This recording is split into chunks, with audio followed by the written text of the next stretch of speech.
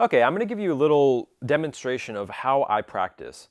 So when I practice, and this is like a guideline for you too, is that I make sure that I get one thing, like a simple technique down before I move on to something else.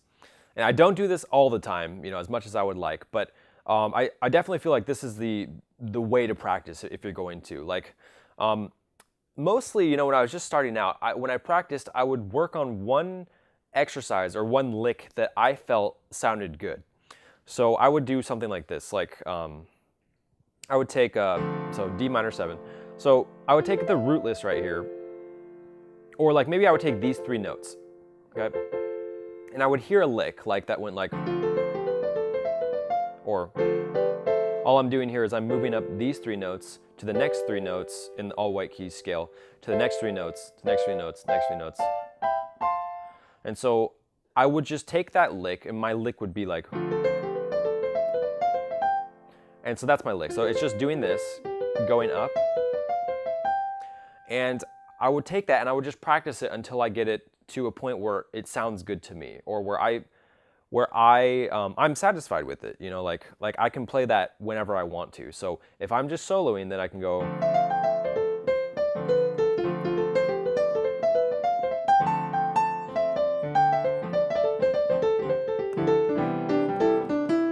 So I'm taking the lick that I learned, and I practice that lick until I get it really, really good under my fingers. I'm fluent in that lick. And then I can add it into my solos whenever it feels very organic to me. Because you never want to just say like, okay, well, I'm going to add that, I'm going to add this in like a specific place in every single, in the exact same place whenever I play a certain solo.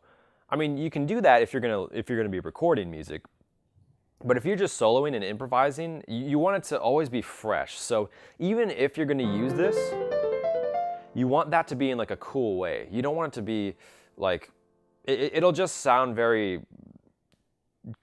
trite, or if that's the word for it. It'll just sound like very boring, very bland, because it's not real. It's not really organic. You're just putting that that lick in there at a certain place because you don't know what to play.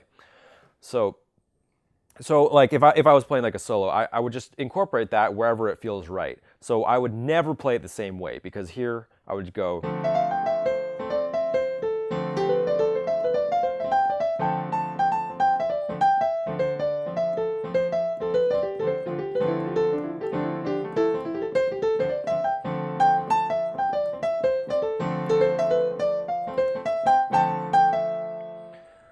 And there I used a different rhythm for that lick as well. So when you're practicing, you want to just take one lick, get it to up to speed so you're fluent in it, and you can just add that lick whenever you want to play it. It's just there. Immediately when you need to play, then I can go.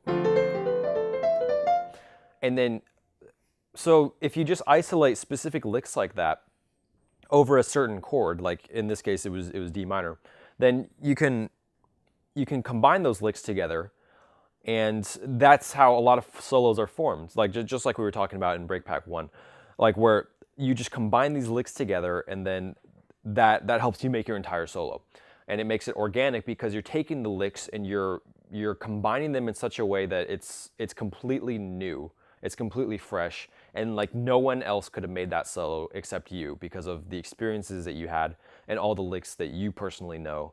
In the music you've learned, that you've listened to. So I would just take some licks. You can do this either now or just kind of incorporate this gradually into your practicing. But you want to take one lick, and then just practice that lick over and over and over again.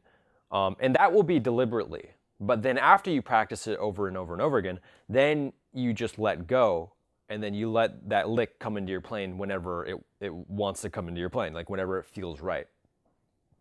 So maybe we could demonstrate this one more time, like with another lick. So let's say my lick was.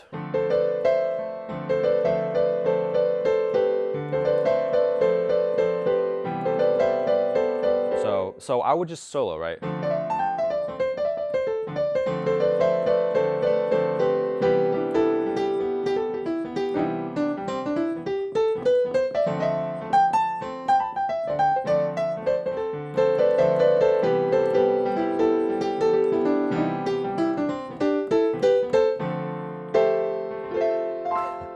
That sounded actually pretty cool.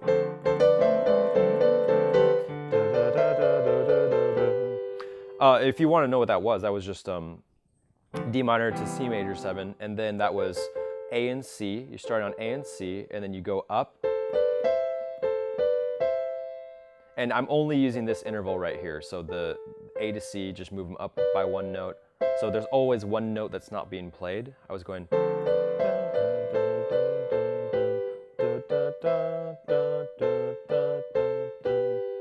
And I think you can probably watch that and figure it out. But yeah, like I just take that one lick, and that was just a lick that I just made up, right? So you can make up any lick that you want. And then I just added it in there, and that sounded pretty organic, right? When I was just playing it over this.